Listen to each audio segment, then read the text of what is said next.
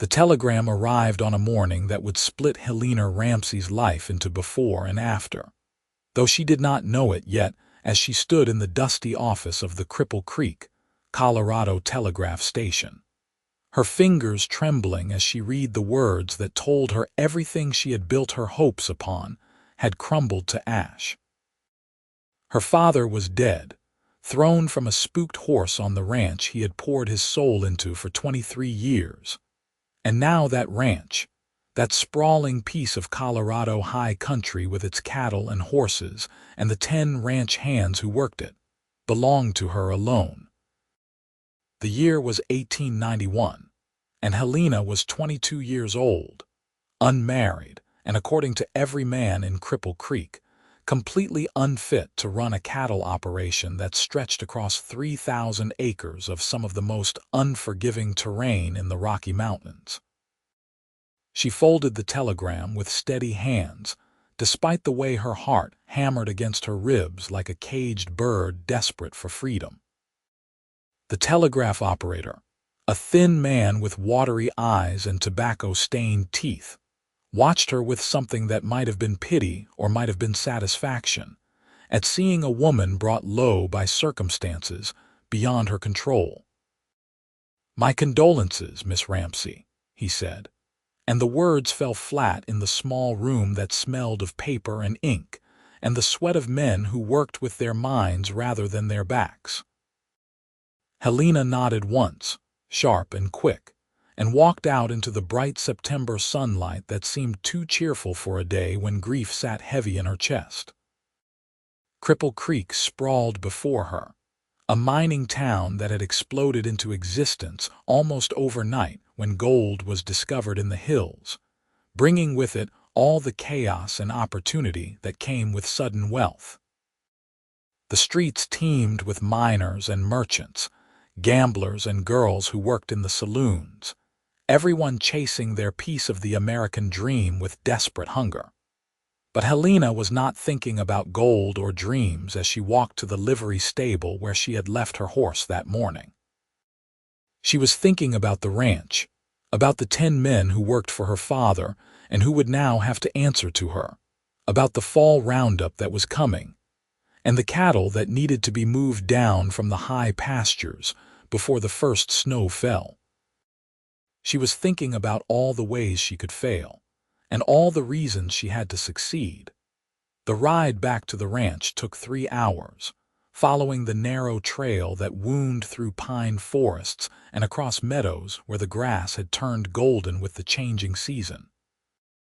The mountains rose around her like the walls of a cathedral, their peaks already dusted with white, and somewhere in the distance, an elk bugled its challenge to the approaching autumn.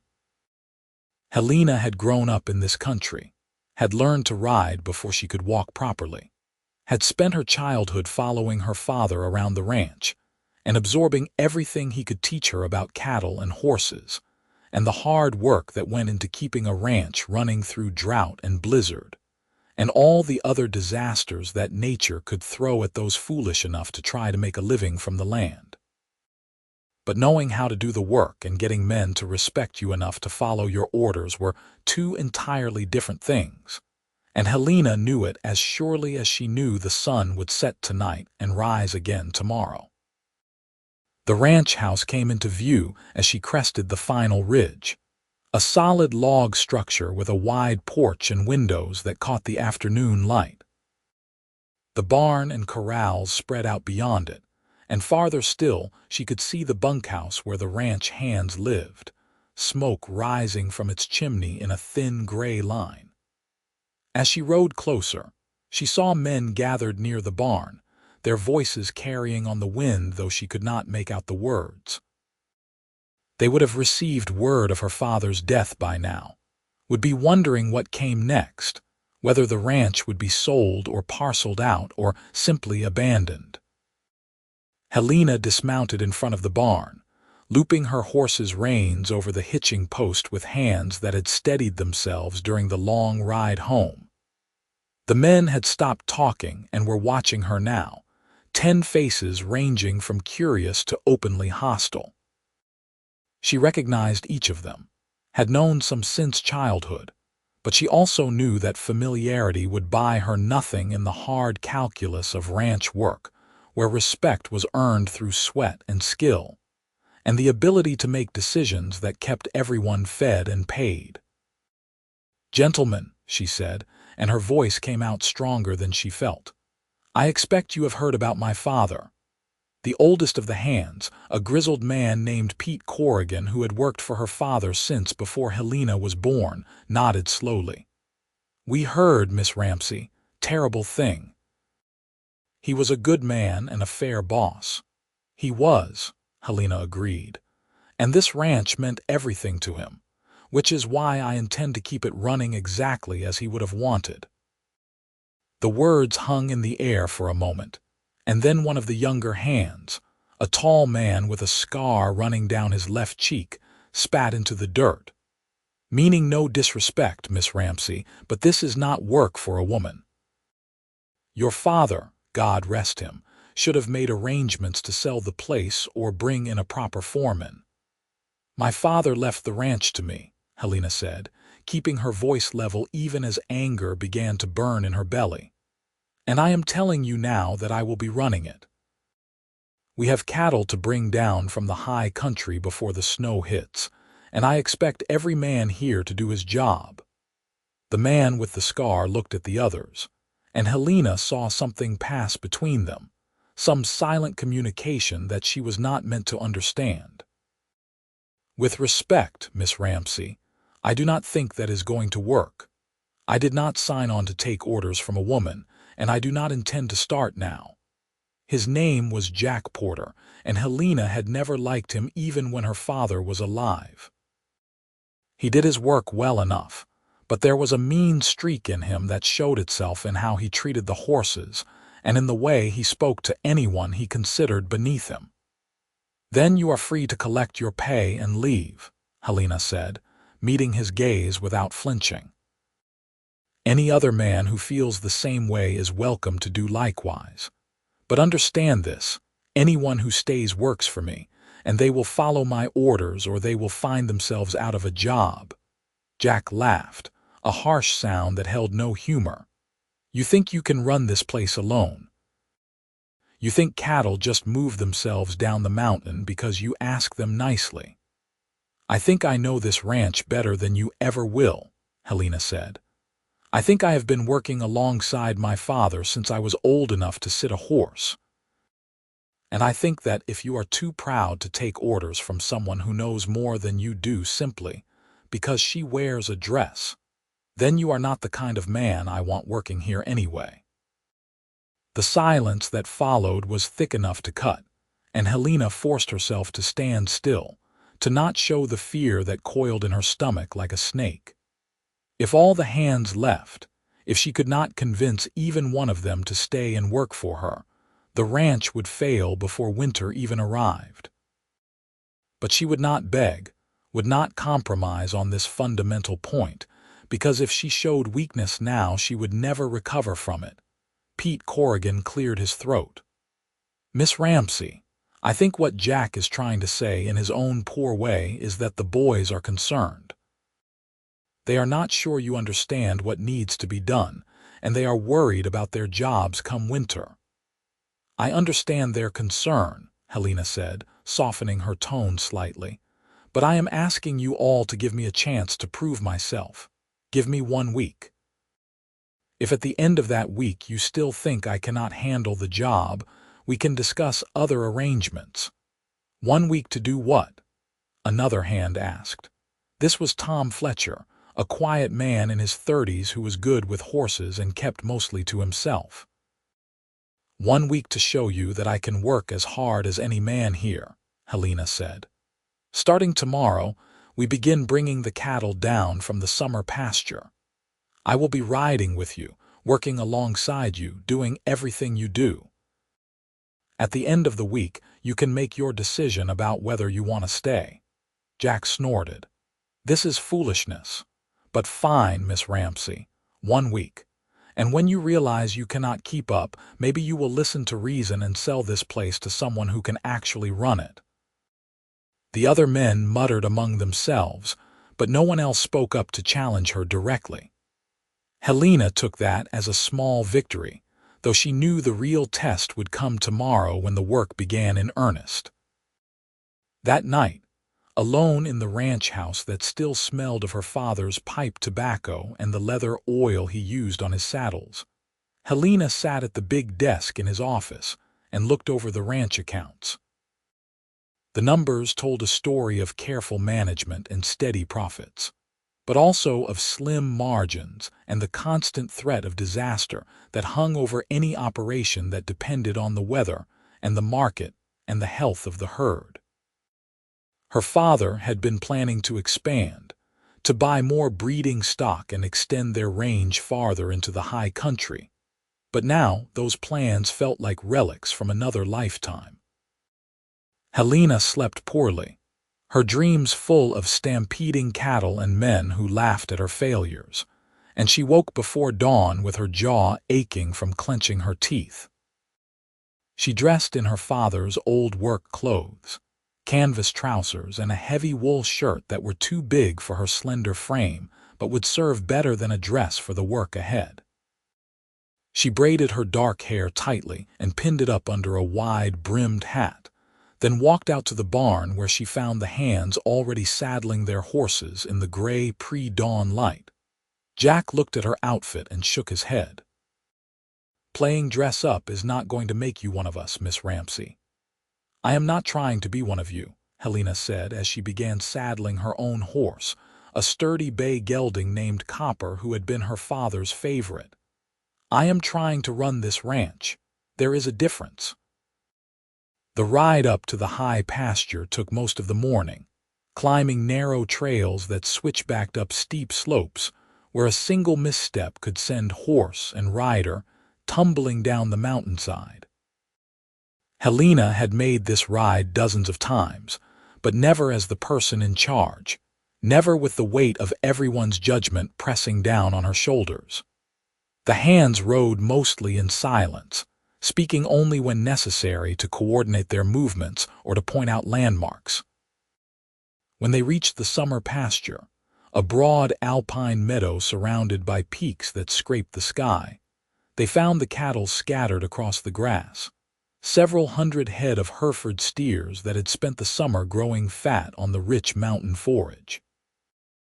The work of gathering them was hard and dangerous, requiring skill and timing and the ability to anticipate how cattle would move in response to pressure from horses and riders. Helena worked alongside the men, pushing her horse through thick brush and over rocky ground, turning back strays and keeping the main herd moving in the right direction. Sweat soaked through her shirt despite the cool mountain air, and her legs burned from hours in the saddle, but she did not slow down, and she did not complain. When they stopped briefly at midday to water the horses and eat cold biscuits and jerky, she saw some of the hands watching her with expressions that held less hostility than they had the day before, though Jack still looked at her with open contempt. "You are going to hurt yourself trying to keep up," he said as they prepared to mount up again. "This is not a game, Miss Ramsey." "I know it is not a game," Helena said, her voice sharp. "This is my life and my livelihood, and I am not going to let it fail because small-minded men cannot imagine a woman doing work they consider theirs by divine right." Jack's face darkened, but before he could respond, Pete Corrigan stepped between them. "That is enough.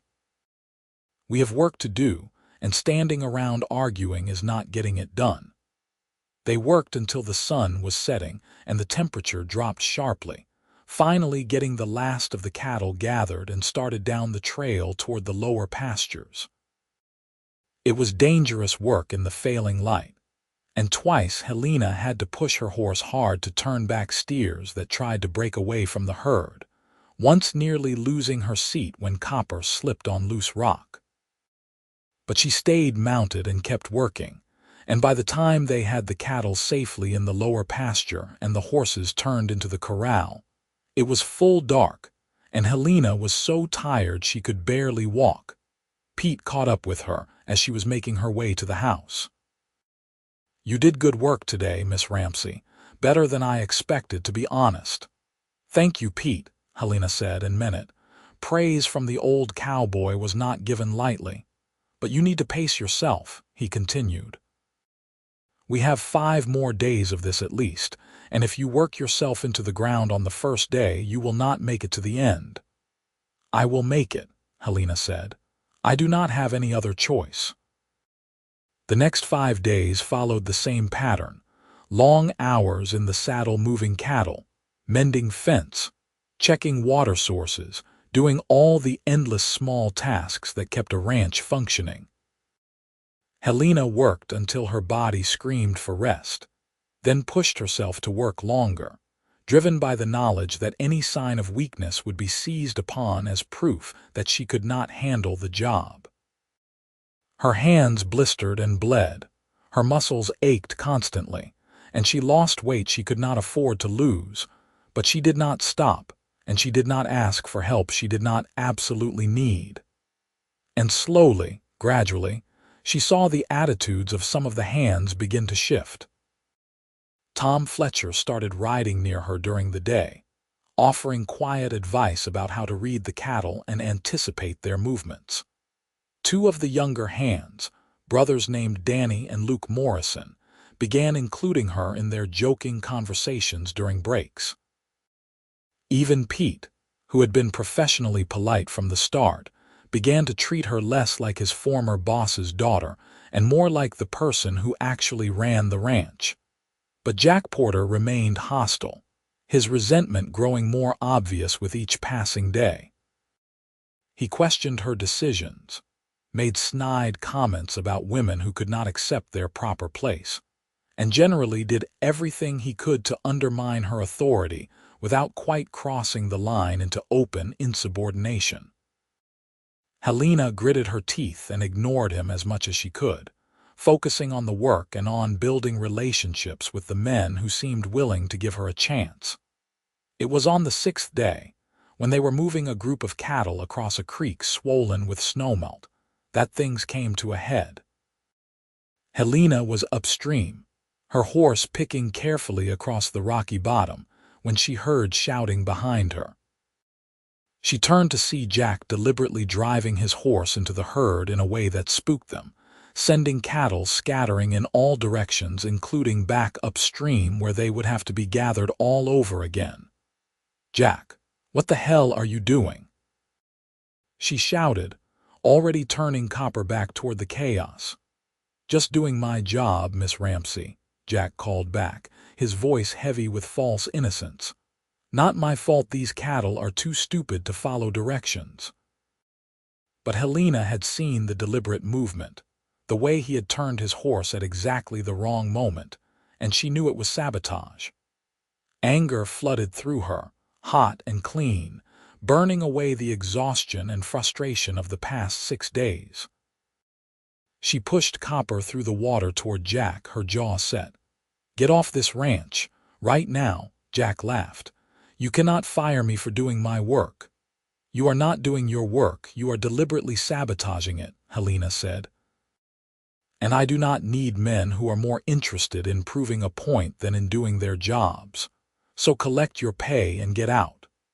"You cannot run this place without enough hands," Jack said, but there was something uncertain in his voice now, as if he had not expected her to actually confront him. "I would rather be short a hand than have one who is actively working against me," Helena said. "Now go, before I have Pete escort you off the property." For a moment she thought Jack might refuse, might push this confrontation into something physical that she would have no chance of winning. But then Pete rode up beside her, his weathered face set in hard lines, and 2 of the other hands followed, forming a silent wall of support.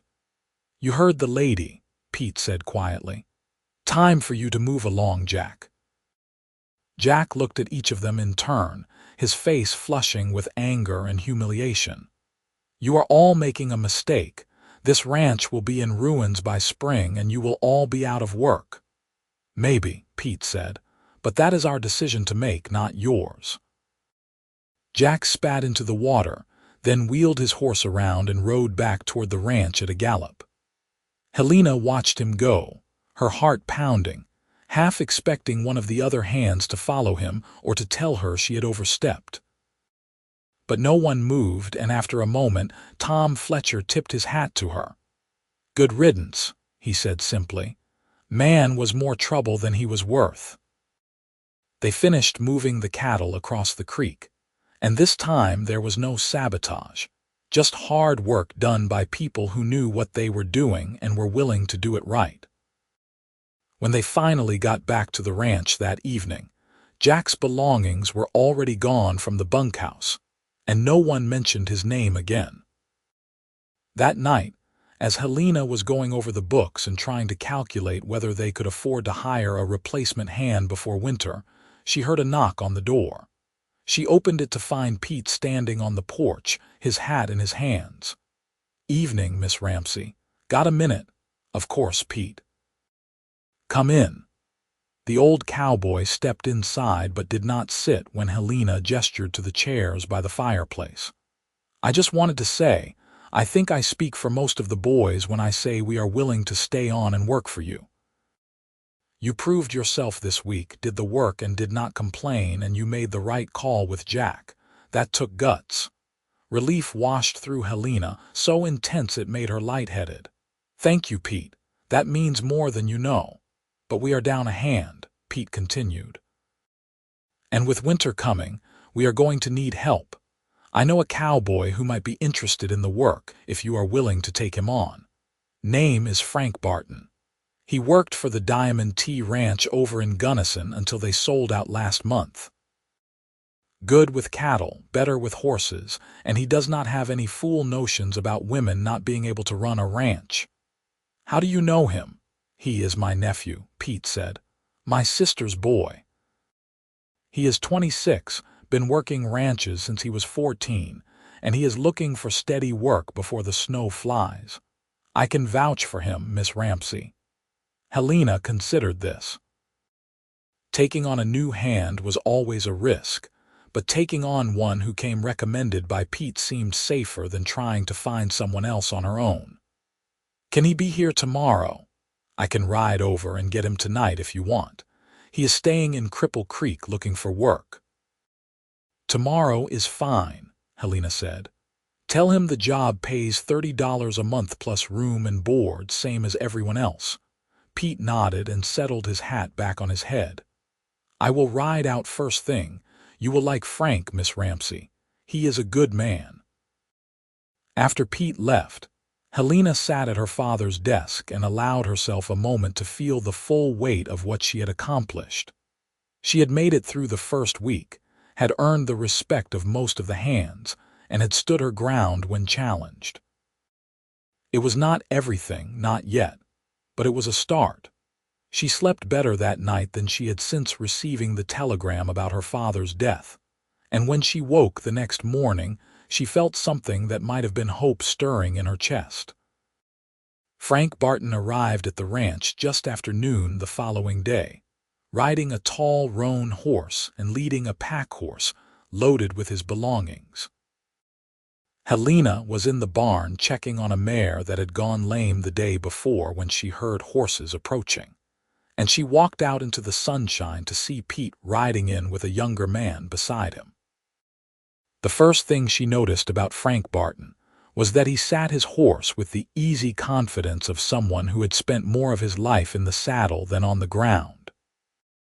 The second thing she noticed was that he was handsome in a weathered sort of way, with dark hair that curled slightly at the collar and brown eyes that seemed to take in everything without judgment.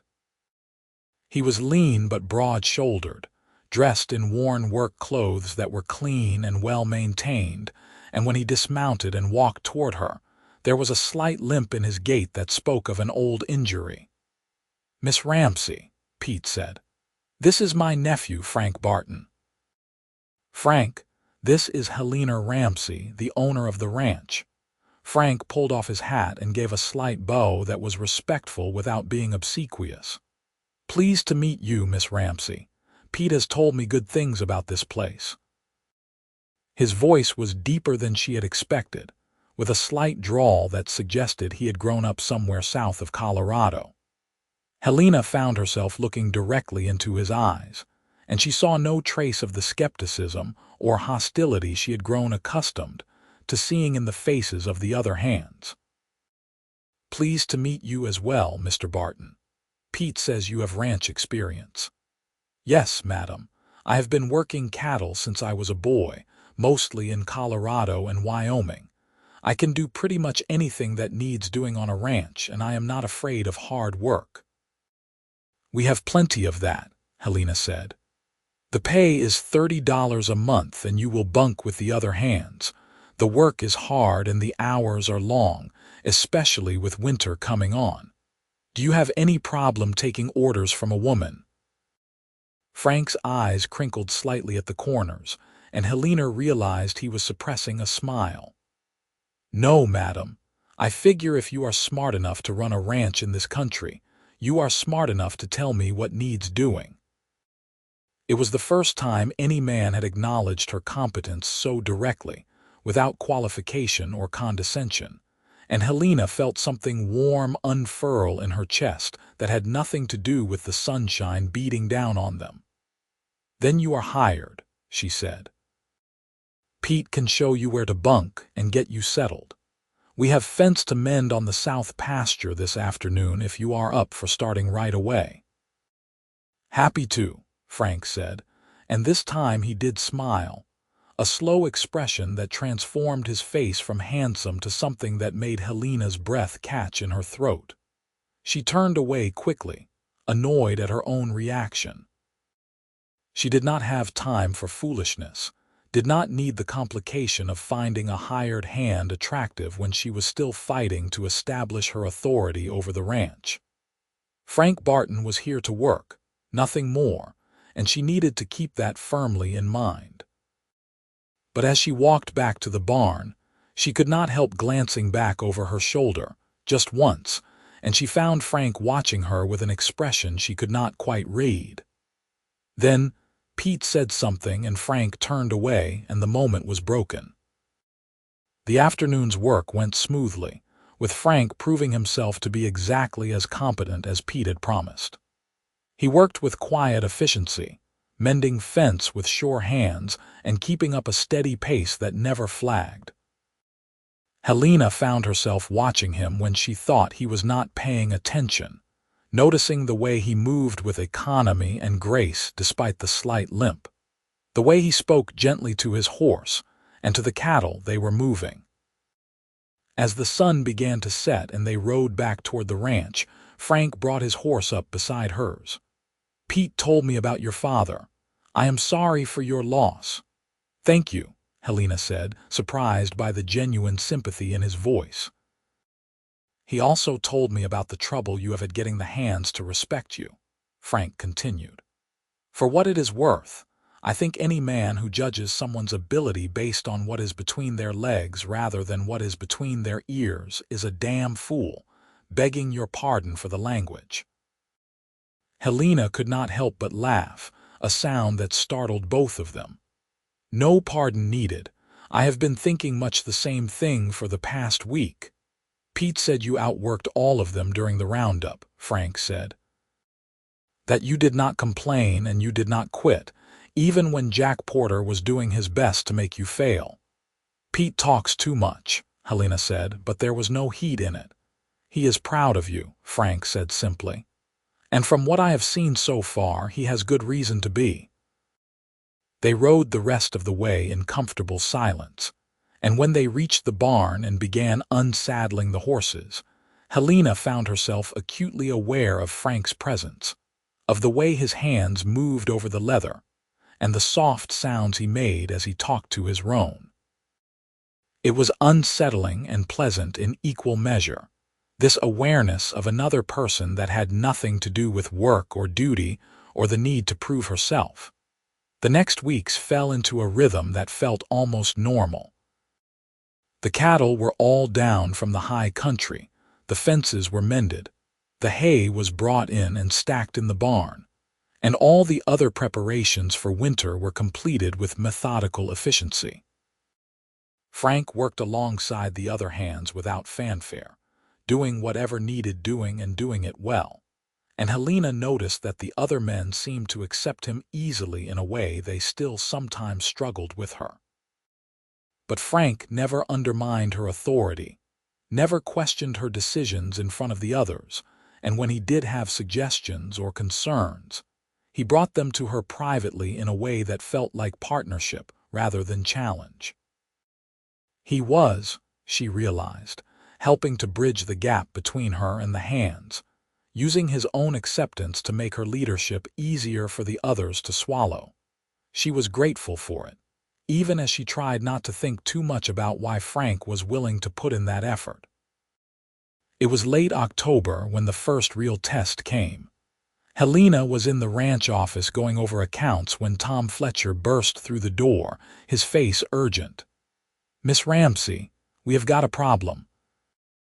The cattle in the north pasture got through a gap in the fence and are heading up toward Miller's land. If they cross onto his property, he is going to claim them as compensation for trespass." Helena was on her feet instantly. Ezra Miller was a neighboring rancher who had made no secret of his belief that women had no business owning land, and he would absolutely use any excuse to take her cattle. "How many got through?" "Maybe 30 head, and they are moving fast. Get every man saddled up. We need to get them back before they cross the property line." 10 minutes later, Helena and the 7 remaining ranch hands were thundering across the grassland toward the north pasture, racing against time and the stubborn stupidity of cattle who had found a gap in a fence. She could see the distant dots of the escaped steers, moving steadily toward the creek that marked the boundary between her land and Miller's. Frank brought his roan up beside her, his face grim. "If we can get ahead of them and turn them back before they reach the creek, we should be all right. But it is going to be close." Helena nodded, leaning forward over Copper's neck and urging him to greater speed. The wind whipped her hat off her head, sending it tumbling away behind her, and her braid came loose, dark hair streaming out behind her like a banner. She could hear the pounding of hooves all around her, could feel the powerful surge of Copper's muscles as he stretched out into a full gallop. And for a moment, the fear and worry fell away, and there was only the pure exhilaration of speed. They reached the creek with minutes to spare, Frank and Helena in the lead, and spread out in a line to turn the cattle back. The steers, confused and agitated by the sudden appearance of horses and riders, milled around uncertainly, some trying to push past toward Miller's land, others turning back the way they had come. Helena pushed Copper into the thick of them, using her rope to slap at the flanks of the cattle who were still trying to cross, her voice joining with those of the hands in the sharp calls and whistles that cattle understood better than any language. Beside her, Frank worked with focused intensity, his roan moving like a dancer as he cut off one steer after another, turning them back toward their own pasture. It was hard, dangerous work, the kind where a moment's inattention could result in a horse going down or a rider being trampled.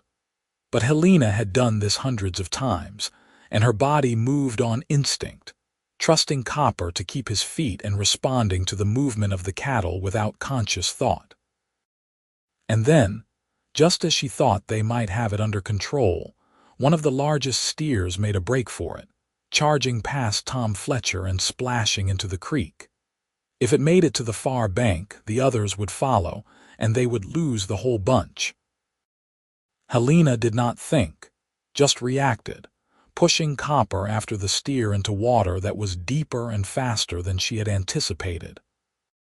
The current grabbed at them, and for a terrifying moment, she felt Copper lose his footing, felt the cold water rising up her legs as the horse struggled to keep his head above the surface.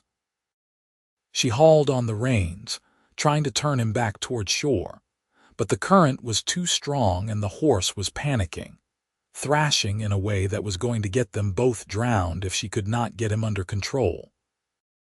And then Frank was there, his roan plunging into the water beside them, and he was grabbing Copper's bridle and pulling, using the strength of his own horse to drag them both toward the bank. Helena could hear him talking in a steady stream of reassurance, his voice calm despite the danger, and somehow his confidence transmitted itself to Copper, who stopped thrashing and began to swim properly, letting Frank guide him to safety. They made it to the bank and scrambled up onto solid ground, both horses blowing hard, water streaming from their coats. Helena was soaked to the skin and shaking, though whether from cold or reaction she could not have said. Frank dismounted and was at her side instantly, his hands reaching up to help her down from the saddle. "Are you all right?" His face was close to hers, his eyes dark with concern, and Helena found she could not look away. "I am fine," she managed, though her voice shook. "Thanks to you." "That was foolish," Frank said, but there was no anger in his voice, only relief. "You could have been killed." "So could you," Helena pointed out. "You did not have to come in after me." "Yes, I did," Frank said, and there was something in his voice that made Helena's heart skip. "I could not just stand there and watch you drown."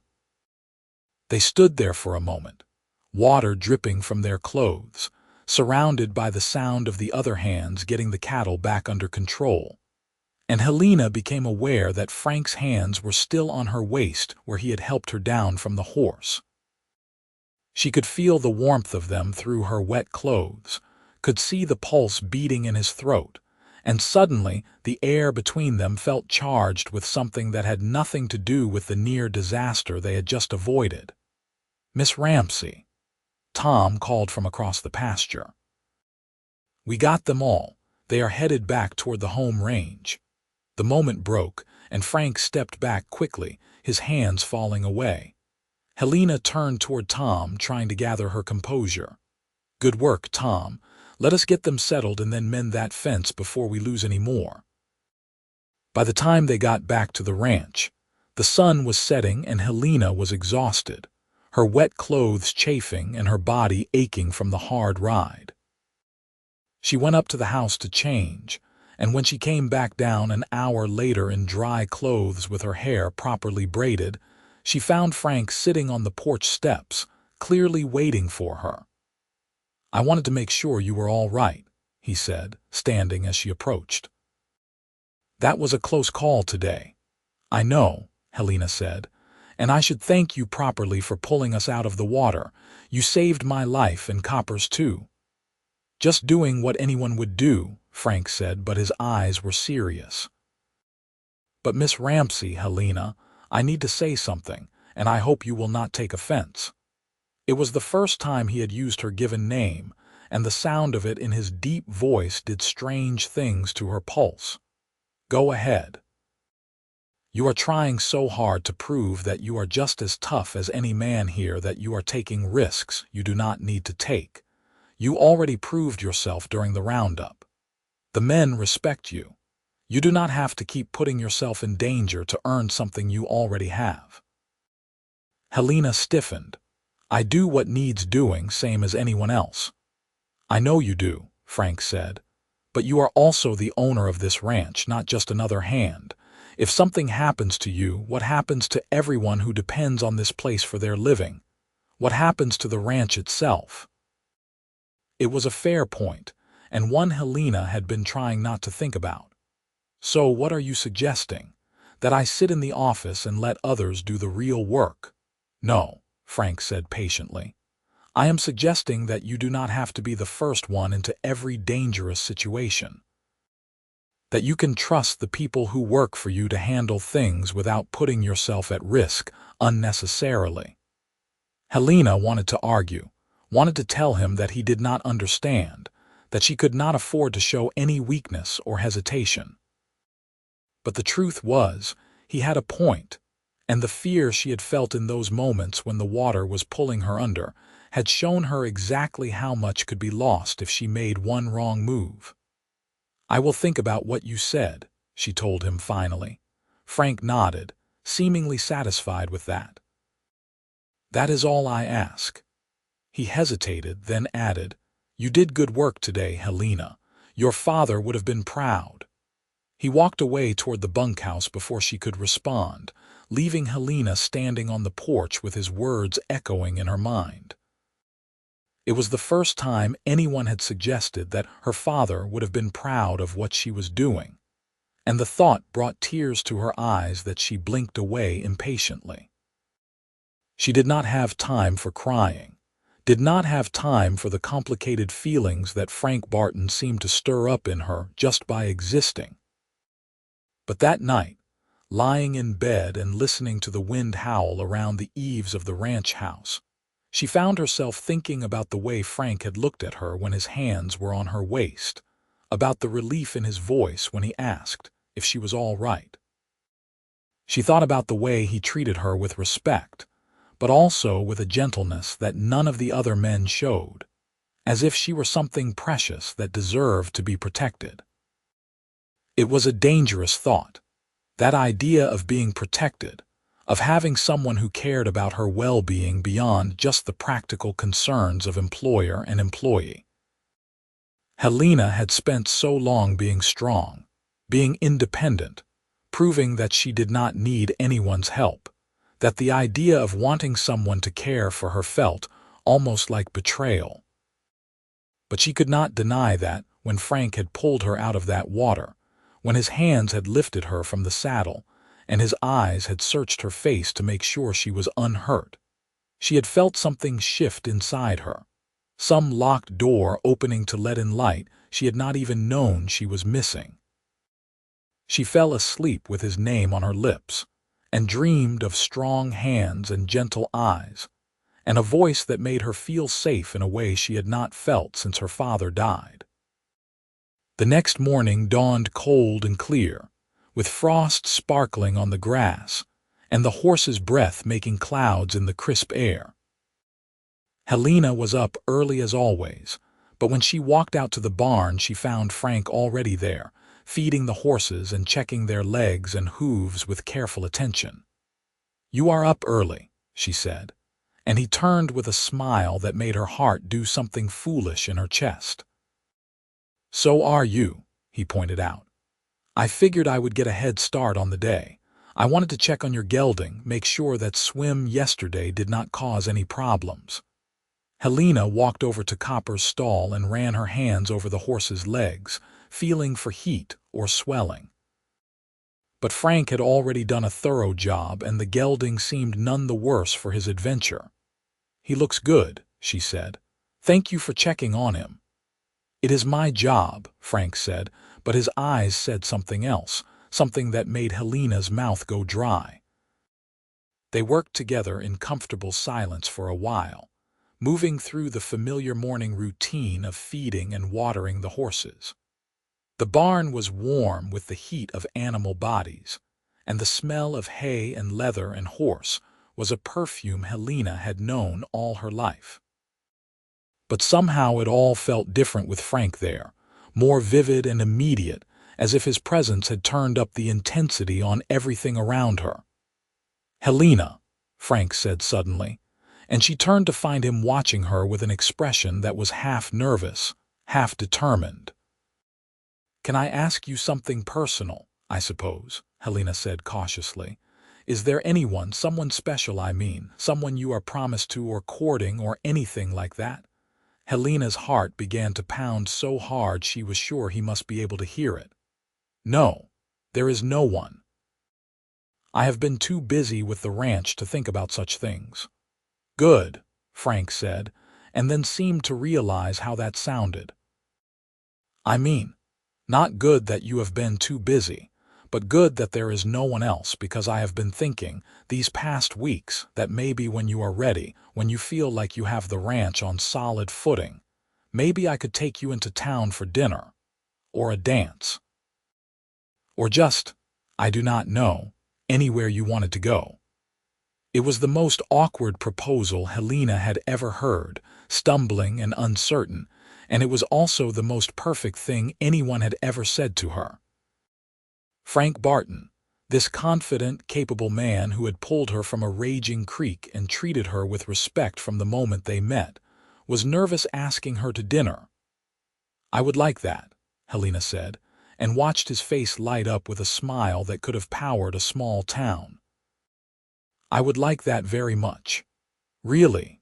Frank took a step closer, and Helena could see the hope and uncertainty warring in his expression.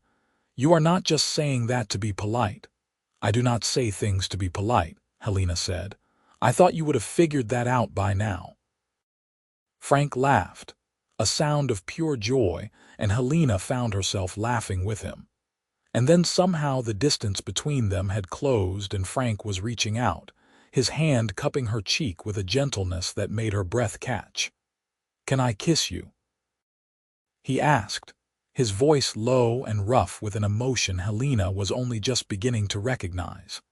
Instead of answering, Helena rose up on her toes and pressed her lips to his, her hands coming up to grip his shoulders for balance.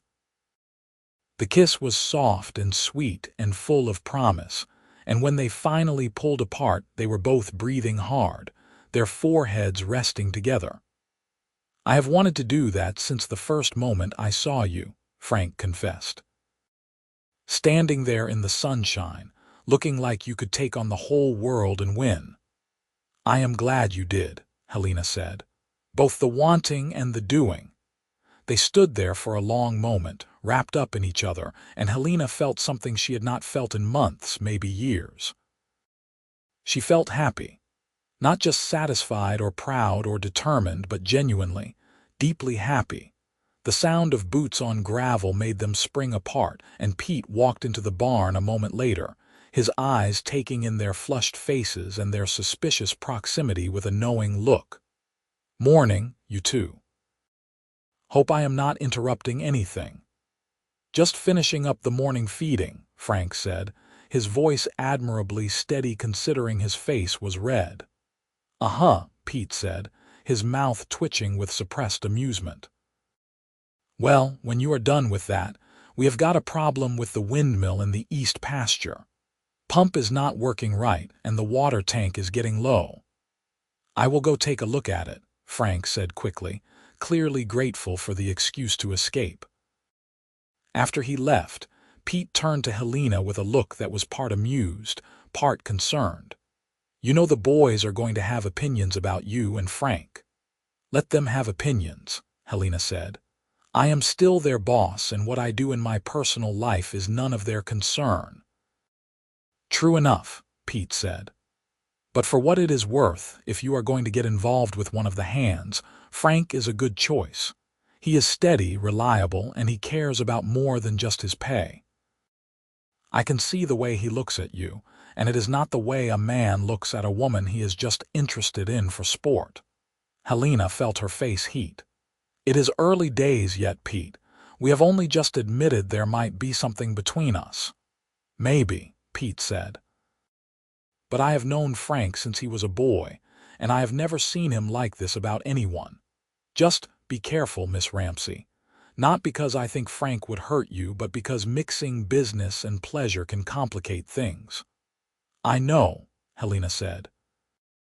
"But Pete, I have been so busy being strong and independent that I forgot what it felt like to want someone to share things with. Frank makes me remember that I am not just a ranch owner, I am also a woman, and that is not a bad thing." Pete nodded slowly. "No, it is not. Your father would have liked Frank, I think. He would have wanted you to be happy." The mention of her father brought tears to Helena's eyes, but they were not entirely sad tears. "Thank you, Pete, for everything. For believing in me, for bringing Frank here, for being the kind of man I can depend on." "You have earned that and more," Pete said gruffly. "Now, you better get up to the house and do whatever paperwork needs doing, because I am not going to stand here getting all emotional with you." Helena laughed and wiped her eyes, then headed up to the house with a lightness in her step that had not been there before. She had work to do, accounts to balance and orders to place, and 100 other small tasks that kept a ranch running, but now all of it felt less like a burden and more like a life she was building. brick by brick, day by day. Over the next weeks, as autumn deepened into the first cold breath of winter, Helena and Frank found ways to steal moments together. A shared cup of coffee in the early morning, a walk to check fence lines that took longer than it needed to, conversations in the barn that stretched on as they talked about their lives and dreams and fears. They were careful around the other hands, maintaining a professional distance during work hours, but everyone on the ranch knew something had shifted between them, and most seemed to approve. Frank told her about growing up on a small ranch in southern Colorado, about learning to ride almost before he could walk, about the day a spooked horse had kicked him and shattered his leg, leaving him with the limp that would never fully heal. He told her about the years of hard work on other people's ranches, always moving on when the work dried up or the owners sold out, never finding a place that felt like home. Helena told him about her mother, who had died when Helena was 10, about the years of following her father around the ranch and soaking up everything he could teach her. She told him about the loneliness of being different, of wanting to run a ranch in a world that insisted women should stay in the kitchen and leave the real work to men. She told him about the fear that had gripped her when her father died, the terror that she would lose everything they had built together. And slowly, through the sharing of stories and the accumulation of small kindnesses and shared laughter, they fell in love. It was not a sudden thing, not a lightning bolt or a thunderclap. It was gradual and gentle and felt as inevitable as the changing seasons. Helena found herself thinking about Frank at odd moments during the day, found herself looking for him when she walked into a room, found herself smiling for no reason other than the memory of something he had said. And when she caught him watching her with an expression of such tenderness, it made her chest ache. She knew he felt the same way. It was late November, with snow already dusting the high peaks and the cattle brought down to the lower pastures for the winter, when Frank asked her to go for a ride with him on her afternoon off. They rode out away from the ranch, following a trail that led up to a high ridge with views that stretched for miles in every direction. The aspens had lost their leaves and stood like white skeletons against the dark pines, and the air was so cold it hurt to breathe. But Helena had never seen anything more beautiful. They dismounted at the top of the ridge, and Frank pulled a blanket from his saddlebag and spread it on a flat rock. They sat together, shoulders touching, looking out over the vast expanse of mountains and valleys that rolled away to the horizon. "I have been thinking," Frank said after a while, "about the future, about what comes next." Helena's heart began to beat faster. "What have you been thinking?" "I have been thinking that I do not want to spend my life drifting from ranch to ranch, never having a place that is really mine. I have been thinking that I want to put down roots somewhere, build something that lasts." "That sounds like a good plan," Helena said carefully. Frank turned to face her, taking her hands in his. "I have been thinking that I want to do that here with you, if you will have me." Helena's breath caught. "Frank, are you asking what I think you are asking?"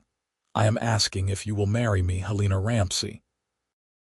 I am asking if you will let me spend the rest of my life working beside you, building this ranch into something we can pass on to our children and grandchildren.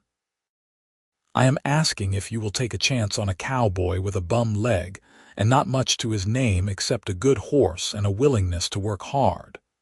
There were tears streaming down Helena's face, but she was smiling so wide it hurt. "You have more than that, Frank Barton. You have a good heart and a strong character and the respect of every person on this ranch.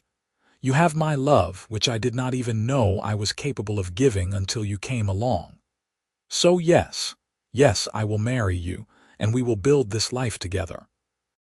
Frank pulled her into his arms and kissed her, hard and desperate and full of joy, and Helena kissed him back with everything she had. When they finally pulled apart, both breathing hard, Frank rested his forehead against hers. "I love you," he said. "I think I have loved you since that first day, when you stood there in your father's old clothes and told Jack Porter he could take his opinions and leave. You were so fierce and beautiful and scared, and all I wanted to do was make sure you never had to be scared again." "I love you too," Helena said. "You make me feel like I can be strong and still be soft, like I do not have to choose between being capable and being cared for. You make me feel whole." They stayed on the ridge until the sun began to set, painting the mountains in shades of gold and pink and purple, and then they rode back to the ranch as the first stars appeared in the darkening sky. Helena felt like she was floating, like her happiness was too big to be contained in one human body. When they got back to the ranch, they found Pete and the other hands gathered around a fire outside the bunkhouse. Frank helped Helena dismount, then kept hold of her hand as they walked over to join the group. "Boys," Frank said, his voice carrying across the yard, "Miss Ramsey has agreed to become my wife, and I wanted you all to be the first to know." There was a moment of silence, and then Pete let out a whoop, and the other hands started clapping and offering congratulations. Tom Fletcher shook Frank's hand and told Helena she had made a good choice, and Danny Morrison brought out a bottle of whiskey someone had been saving for a special occasion. They toasted the engagement under the cold November stars, and Helena looked around at the faces of these men who had become her friends and her partners in the hard work of running a ranch, and she felt a sense of belonging that went deeper than ownership or authority. She had found her place, and she had found the man she wanted to share it with, and the future that had seemed so uncertain and frightening just a few months ago now stretched out before her full of possibility.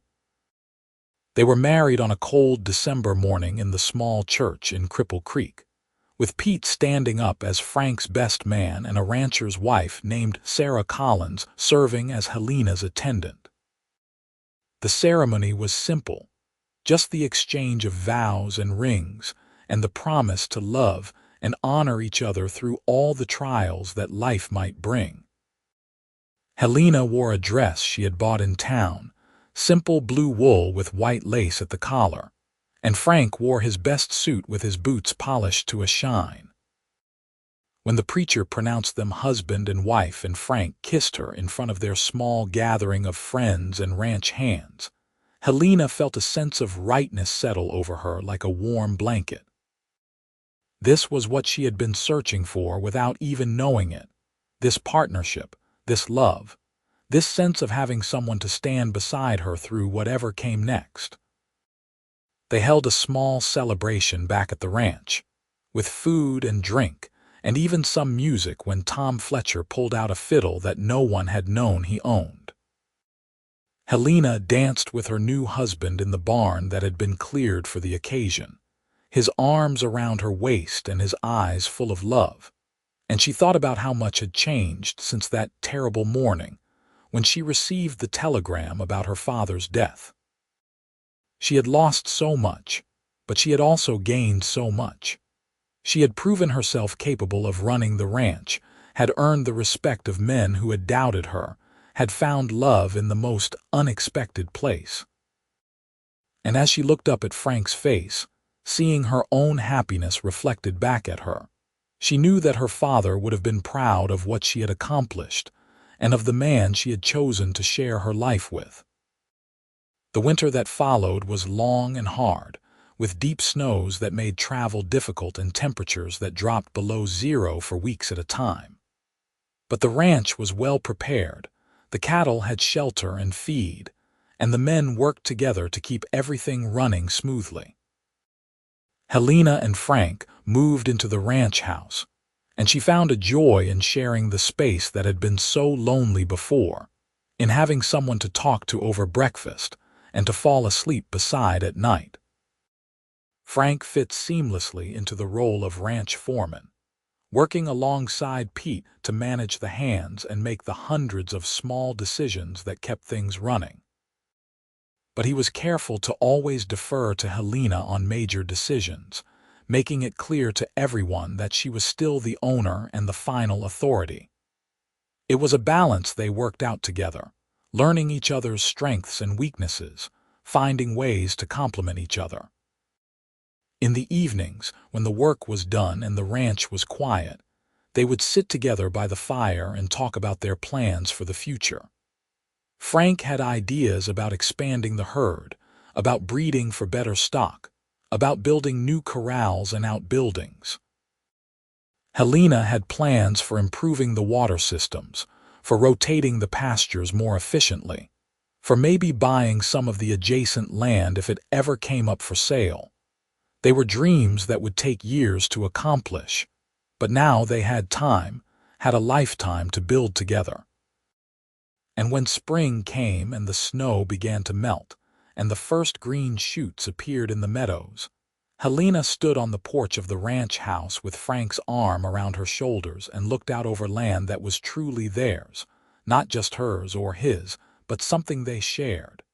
And she felt a peace she had never known before. By summer, Helena knew she was pregnant, though she waited until she was certain before telling Frank. She chose an evening when they were alone, sitting on the porch and watching the sunset paint the mountains in shades of orange and gold.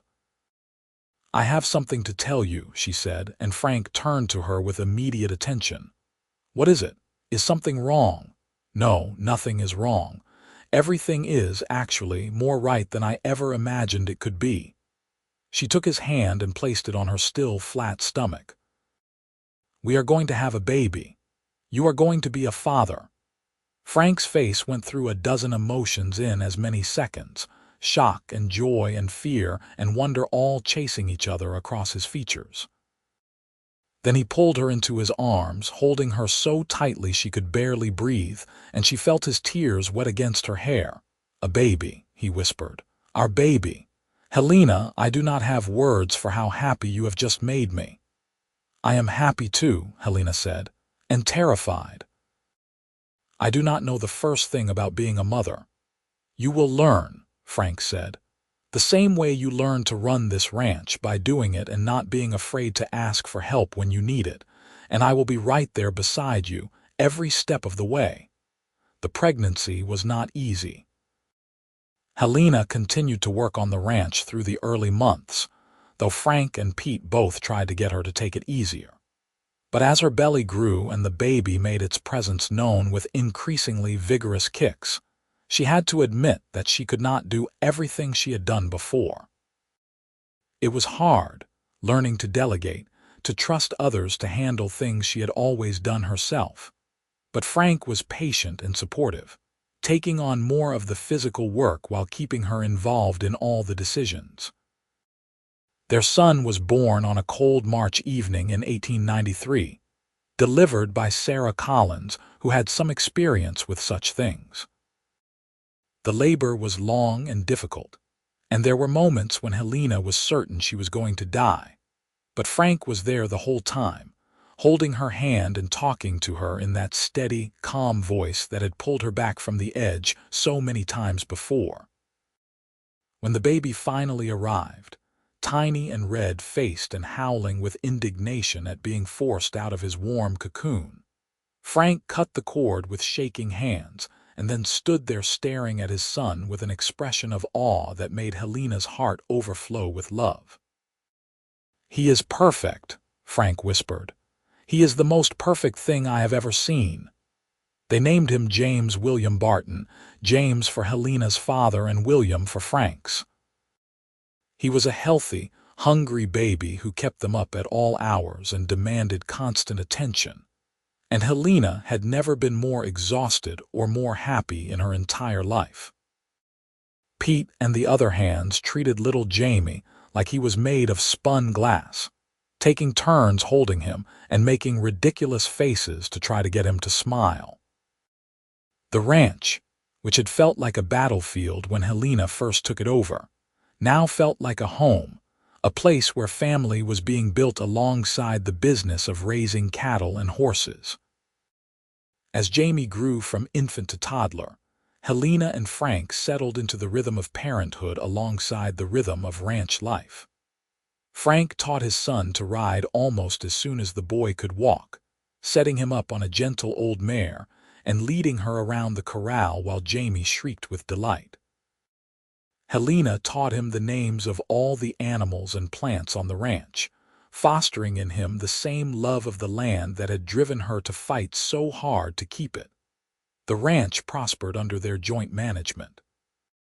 They expanded the herd, bought some adjacent land when it came up for sale, and built a reputation for quality cattle that brought buyers from across Colorado. The hands who had been so skeptical of Helena's ability to run the place became fiercely loyal to both her and Frank, proud to work for a ranch that was so well managed and successful. In the summer of Jamie's second year, Helena found herself pregnant again, and this time the pregnancy was easier, perhaps because she knew what to expect or perhaps because her body had learned what to do. Their daughter was born in early spring of 1895, a tiny girl with dark hair and her father's brown eyes, who they named Grace Ann.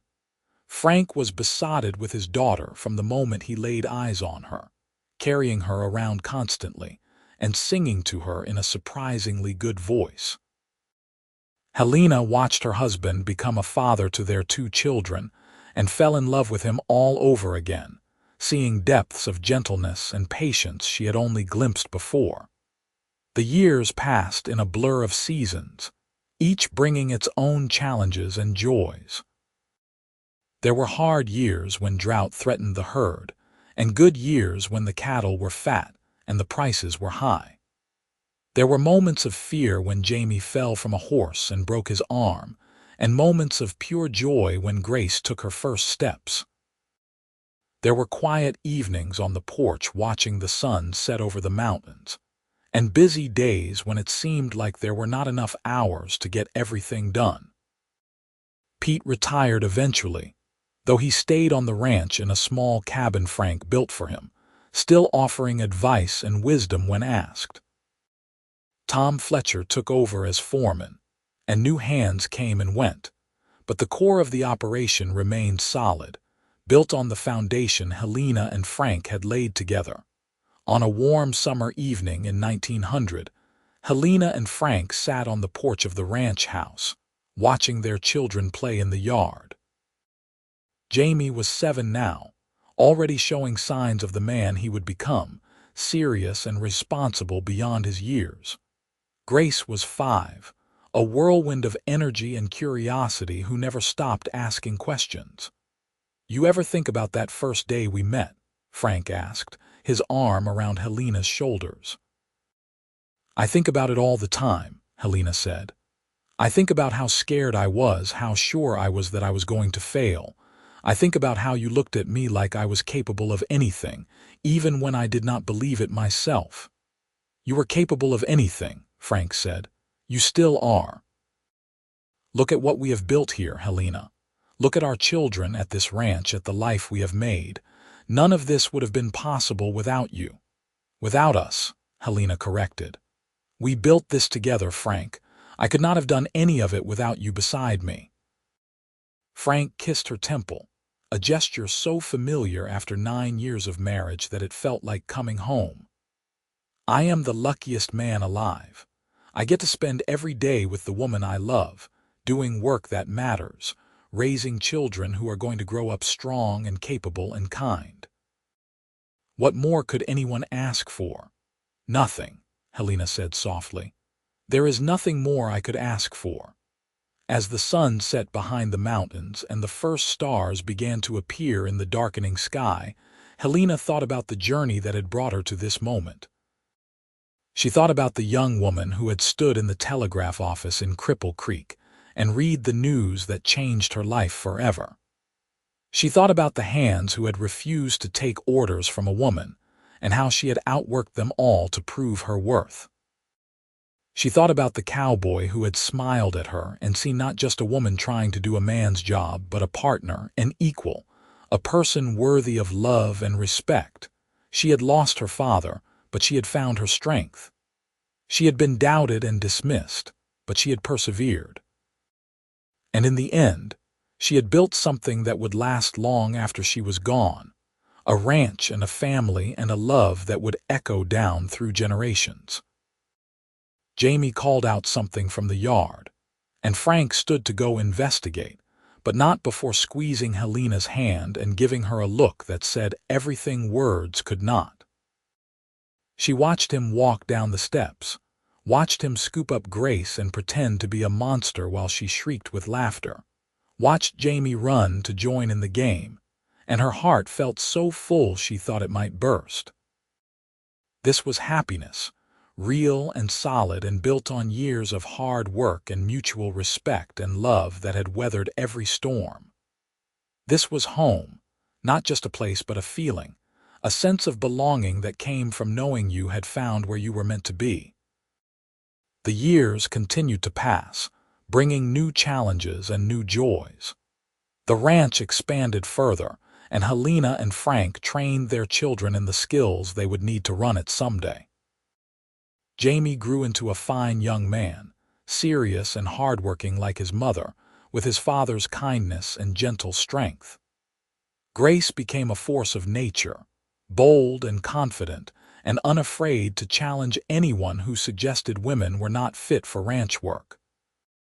In 1908, when Jamie was 15 and Grace was 13, Helena and Frank were surprised to discover that they were expecting another child. The pregnancy was more difficult than the previous ones, Helena being older now and the birth harder on her body. But their second son was born healthy and squalling in the early morning hours of a spring day that felt like a gift. They named him Peter Franklin Barton, Pete for the old cowboy who had stood by Helena from the beginning, and Franklin for Frank himself. Pete, now in his 70s but still sharp as ever, cried when they told him the baby's name, and spent hours sitting on the porch holding the infant and telling him stories about the old days. Life on the ranch continued its steady rhythm. They weathered droughts and harsh winters, celebrated good years, and tightened their belts during lean ones. They saw new technologies come to ranching, including automobiles that made trips to town faster if not always more comfortable. And Helena adapted as she always had, taking what was useful and discarding what was not. Jamie fell in love with a rancher's daughter from a neighboring spread, a strong, capable young woman named Elizabeth, who reminded Helena powerfully of herself at that age. They married in 1910, and Frank added a wing to the ranch house so the young couple could have their own space while still being part of the family operation. When Elizabeth gave birth to Helena's first grandchild in 1911, a girl they named Helena Rose, Helena held the tiny baby and marveled at the passage of time, at how quickly the years had flown. Grace showed no interest in settling down, preferring to work the ranch alongside her father and older brother. She was as skilled a rider as any of the hands, could rope and brand and do all the hard physical work the ranch required. And she had inherited her mother's fierce independence and determination. Helena watched her daughter with pride and a bit of worry, hoping Grace would find someone who could appreciate her strength rather than being threatened by it. Little Pete grew up surrounded by love, the baby of the family who was doted on by parents and siblings alike. He had Frank's easy nature and Helena's sharp mind, and from an early age it was clear he was going to be a natural leader. In 1915, the ranch celebrated its 25th year under Helena's ownership. They threw a big party, inviting neighbors and friends from town, roasting a whole steer and dancing in the barn that had been decorated with bunting and flowers. Helena, now 46 years old with gray streaking her dark hair and lines around her eyes from years of squinting into the sun, stood with Frank's arm around her waist and looked at the gathered crowd. There was Jamie with Elizabeth and little Helena Rose, who was now 4 years old and full of mischief. There was Grace, 20 years old and beautiful in a wild, untamed way, dancing with one of the ranch hands who looked at her with obvious adoration. There was Pete, 7 years old and racing around with the other children, his laughter ringing out across the yard. There were the hands, some who had been with the ranch for years and others who were new, all of them part of the extended family that made up the ranch community. And there was Frank, the same Frank who had ridden onto the ranch 14 years ago and changed her life forever. He had some gray in his hair now too, and the limp was a bit more pronounced on cold days, but his eyes still held the same warmth and love they had shown from the beginning. "What are you thinking about?" he asked, his voice low enough that only she could hear. "I am thinking about how far we have come," Helena said. "I am thinking about that first day when the hands refused to take orders from me and how I worked myself nearly to death trying to prove I could do it. I am thinking about how scared I was and how you smiled at me and made me believe it was all going to be all right." Frank pulled her closer. "It did not just turn out all right, Helena. It turned out better than I ever could have imagined. We built something real here, something that is going to last." "We did," Helena agreed. "Together."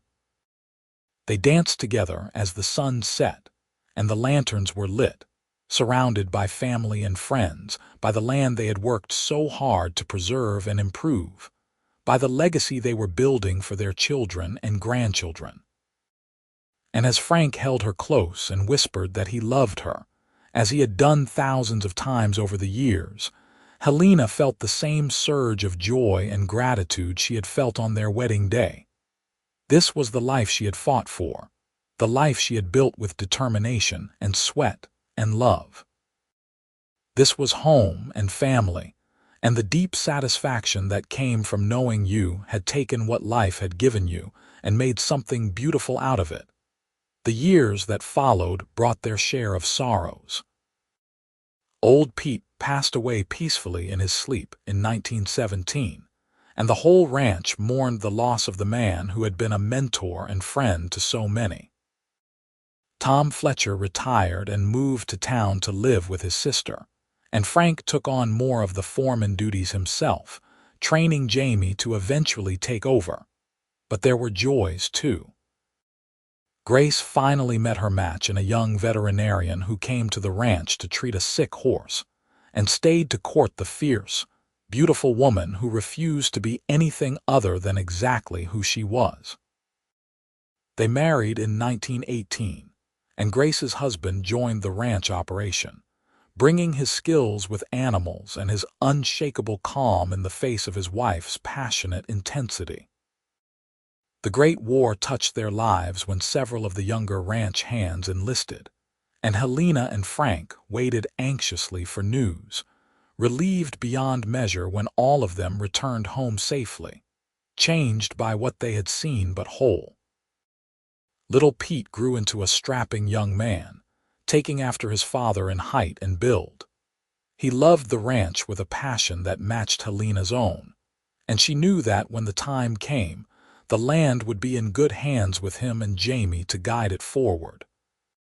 In 1925, on a golden autumn day that reminded Helena powerfully of that first roundup, when she had been so determined to prove herself, she and Frank rode out alone to the high pasture, where they had shared so many important moments. They were both in their 50s now, their bodies bearing the marks of decades of hard work, but they sat their horses as easily as they ever had. "You remember the day you asked me to marry you?" Helena asked. "Right up here on this ridge." "I remember everything," Frank said. "I remember being terrified you would say no, and then being so happy I thought my heart would explode when you said yes. I knew that day that I was making the right choice," Helena said. "You have been my partner in everything, Frank. My equal, my love, my best friend. I could not have done any of this without you."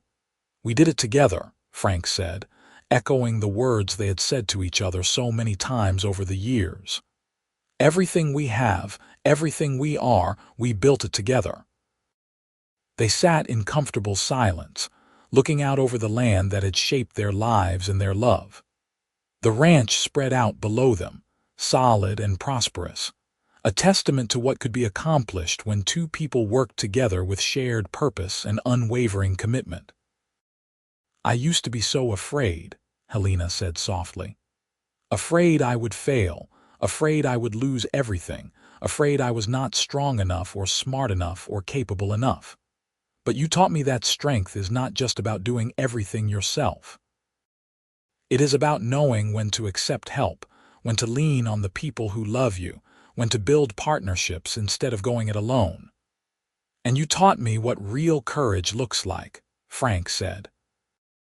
"Standing up to a bunch of stubborn cowboys who did not think you could do the job, outworking every one of them, refusing to give up even when it would have been easier to quit. You are the strongest person I know, Helena, and I am honored that you chose to share your life with me." Helena turned to him, seeing the love in his eyes that had never dimmed, not in 34 years of marriage, not through all the challenges and changes they had weathered together. "I would make the same choice again, 1,000 times over. You are the best thing that ever happened to me, Frank Barton." He leaned over from his saddle and kissed her, gentle and sweet, a kiss that held all the years and all the love and all the gratitude for a life well lived together. And when they finally rode back down the mountain as the sun was setting, they rode side by side as they always had, as they always would. The ranch continued to thrive under their stewardship. Jamie and Elizabeth had 3 more children, and Grace and her husband added 2 to the growing family. Pete married a schoolteacher from town, a smart, kind woman who fit into the ranch family as if she had been born to it. The ranch house was expanded again, rooms added for the growing brood of grandchildren who filled the place with noise and laughter. Helena stepped back from the day-to-day operations gradually, trusting Jamie and Pete to handle more of the decision-making while she focused on the broader strategy and planning. Frank did the same, though he still worked alongside the hands when they needed extra help, unable to fully give up the physical work that had defined so much of his life. They celebrated their 40th wedding anniversary in 1933, surrounded by their children and grandchildren, by the hands who had become family, by neighbors and friends who had watched them build something lasting and true. Helena looked at Frank across the crowded room, caught his eye and he smiled back with the same warmth that had captivated her all those years ago, when she had been a desperate young woman trying to prove she could run a ranch, and he had been a cowboy willing to take a chance on her.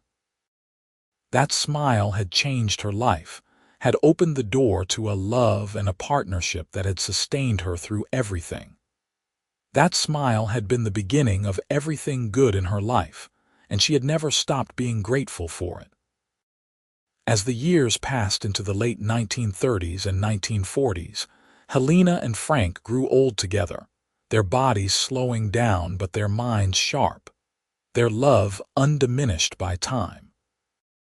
They sat on the porch in the evenings and watched their grandchildren play, told stories about the old days, made plans for a future they knew they might not see, but that they trusted their family to build.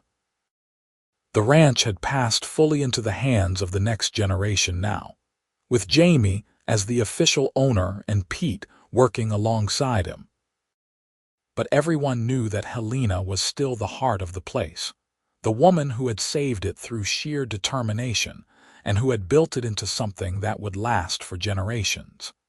In the spring of 1948, Helena fell ill with pneumonia. Despite the best efforts of doctors and the loving care of her family, she did not recover.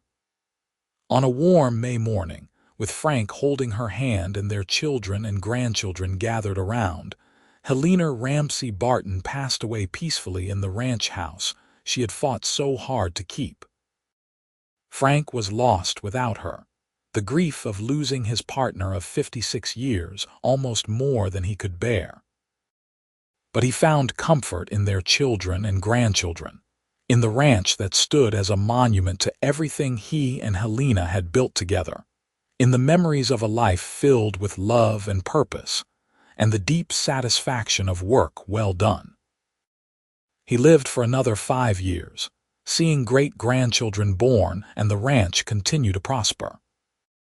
And when he died in his sleep on a cold January night in 1953, those who loved him said he went with a smile on his face, perhaps dreaming of the woman who had been his whole world, the woman who had let him love her despite all the reasons she thought she had to stand alone. They were buried side by side on the ranch, on a hilltop with views of the mountains they had both loved so much. The headstone was simple, bearing their names and the dates of their births and deaths, but to those who knew their story, it represented so much more. It represented a love that had overcome doubt and prejudice, a partnership built on mutual respect and shared dreams, a legacy that would endure as long as the mountains themselves. The ranch they had built together continued through the generations, each new owner adding their own mark while staying true to the foundation that Helena and Frank had laid. And whenever anyone asked about the history of the place, about how it had survived and thrived when so many others had failed, the answer was always the same. It started with a woman who refused to give up, who outworked every man who doubted her, who proved that strength and determination knew no gender. And it was sustained by a cowboy who smiled at her and saw not a woman trying to do a man's job, but a partner, an equal, someone worth fighting beside and building a life with. Their love story became legend in Cripple Creek and beyond, told and retold to new generations as an example of what was possible when two people came together with open hearts and willing hands. It was a story about courage and perseverance, about standing up for what you believed in, about finding love in unexpected places and nurturing it into something that could weather any storm.